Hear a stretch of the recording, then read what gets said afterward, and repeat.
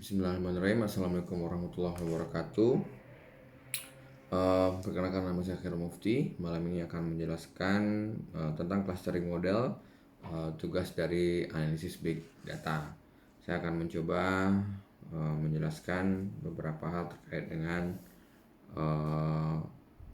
materi ini. Yang pertama, kita juga ingin menyampaikan salah satu jenis algoritma pada machine learning adalah unsupervised learning. Machine learning tanpa data maka tidak akan bisa bekerja. Oleh sebab itu, hal yang pertama kali perlu disiapkan adalah data. Unsupervised learning adalah salah satu tipe algoritma learning yang digunakan untuk menarik kesimpulan dari dataset. Metode ini hanya akan mempelajari suatu data berdasarkan kedekatannya saja, atau biasa disebut dengan clustering. Yang pertama, pengertian unsupervised learning. Pada algoritma unsupervised learning, data tidak memiliki label secara eksplisit, dan dalam model mampu belajar dari data dengan menemukan pola yang implisit. Sangat berbeda dengan supervised learning, yang mana unsupervised learning merupakan jenis learning yang hanya mempunyai variabel input tapi tidak mempunyai variabel output yang berhubungan. Tujuan dari machine learning adalah untuk memodelkan struktur data, menyimpulkan fungsi yang mendeskripsikan data tersebut. Unsupervised learning adalah salah satu tipe algoritma machine learning yang digunakan untuk menarik kesimpulan data dari dataset. Metode ini hanya akan mempelajari suatu data berdasarkan kedekatannya saja, atau biasa disebut dengan clustering. Metode unsupervised learning yang paling umum adalah analisis cluster, yang digunakan pada analisa data untuk mencari pola-pola tersembunyi atau pengelompokan dalam data. Analisis cluster sebuah pendekatan untuk mencari kesamaan dalam data, menempatkan data yang sama ke dalam kelompok-kelompok. Analisis cluster membagi sekumpulan data ke dalam beberapa kelompok, di mana kesamaan dalam sebuah kelompok lebih besar daripada di antara kelompok-kelompok. Dalam analisis cluster terdapat dua metode, yaitu partitioning dan hierarki. Proses pengelompokan metode partitioning menentukan jumlah cluster dan pemilihan titik pusat terlebih dahulu. Sedangkan metode hierarki dilakukan secara bertahap atau terstruktur, tetapi banyaknya cluster belum diketahui. Salah satu metode partitioning adalah K-means. Metode hierarki sendiri terdiri dari single linked, complete linked, average linked, dan metode word. Yang pertama kita bahas metode partitioning.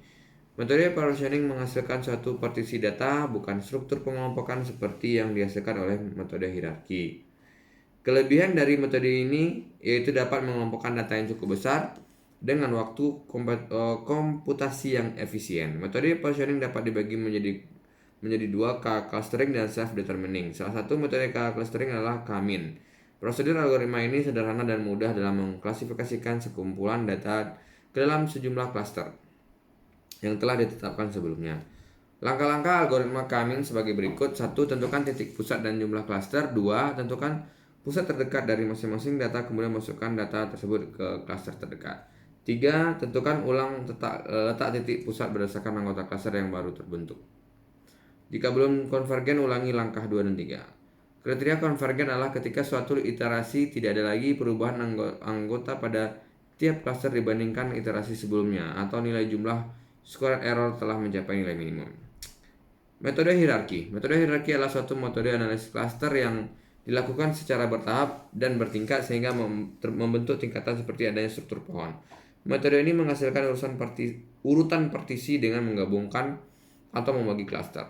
Pada setiap urutan tahapan partisi secara optimal digabungkan atau dipisah dari partisi sebelumnya menurut beberapa kriteria kecukupan. Hasil dari metode ini dapat disajikan dalam bentuk dendrogram.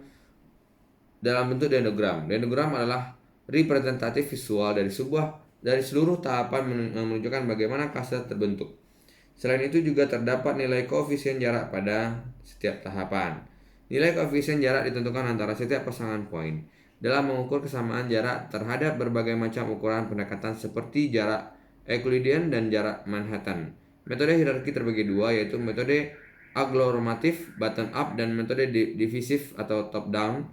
Perbedaannya terletak pada arah pengelompokan. Ada 4 metode aglomeratif dalam pembentukan cluster, yaitu single linked adalah jarak dua cluster diukur dengan jarak terdekat antara sebuah objek dengan cluster yang satu dengan sebuah objek dalam cluster yang lain.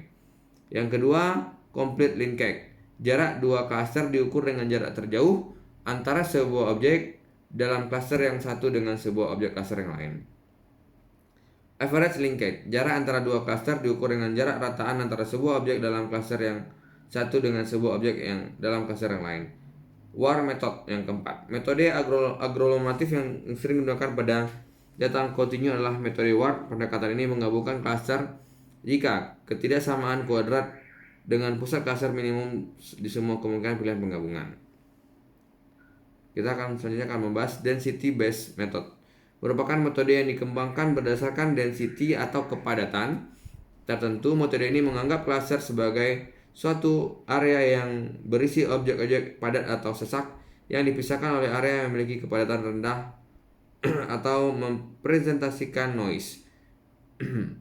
DBSCAN atau Density Based Spatial Cluster of Application with Noise algoritma menumbuhkan area-area dengan kepadatan yang cukup tinggi dalam klaster-klaster dan menemukan klaster-klaster dalam bentuk sembarang dalam suatu database spasial yang memuat noise. DBSCAN mendefinisikan klaster sebagai himpunan maksimum dari titik-titik kepadatan yang terkoneksi, density connected, nama lainnya. Semua objek yang tidak masuk ke dalam klaster manapun dianggap sebagai noise.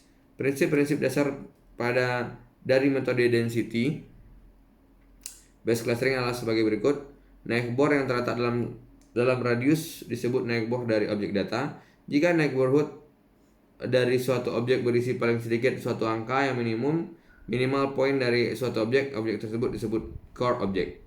Suatu objek P adalah density reachable dari objek Q dengan respect ke dan min dalam suatu objek D jika terdapat rantai objek P1, P2, Pn di mana P1 Q dan Pn sama dengan P di mana P1 Pi plus 1 density reachable secara langsung dari Pi dengan respect ke dan min PTS untuk angka P anggota D.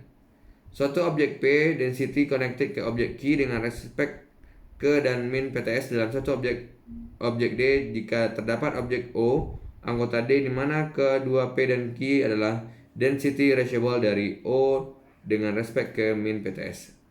DBSCAN menemukan klaster-klaster dengan cara menelusuri klaster dan dengan memeriksa neighborhood dari tiap-tiap poin dalam database. Jika neighborhood dari poin P mengandung lebih dari min PTS klaster baru dengan P sebagai core object.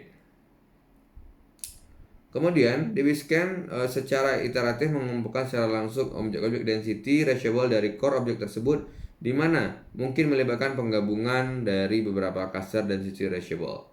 Yang kedua, DENCLU atau Clustering Based on Density Distribution Function.